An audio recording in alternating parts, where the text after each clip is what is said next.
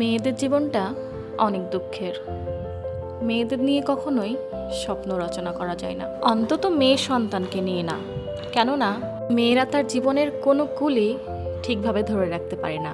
বাবার সংসারে একরকম আচরণ নিয়ে চলতে হয় তাকে, বিয়ে হওয়ার পর স্বামীর সংসারে গিয়ে অন্যরকম আচরণ নিয়ে চলতে হয়। আবার বৃদ্ধ বয়সে ছেলের সংসারে গিয়ে আরেক রকম রূপ ধরতে হয়। ওই যে বলে না, নারী বহুরূপী, এই কথাটির না একটি পজিটিভ অর্থ আছে।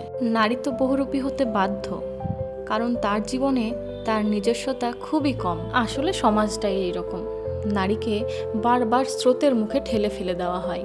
নারীকে অনেক কিছু সহ্য করতে হয় এই জীবনে, যেমন আমাদের মাকে সহ্য করতে হয়েছে। নারীর জীবন কখনোই সহজ সরল নয়, খুব যন্ত্রণা। এক একটা স্টেজে এক এক রকম যন্ত্রণা, আর এই যন্ত্রণার কোনো সীমারেখা নেই।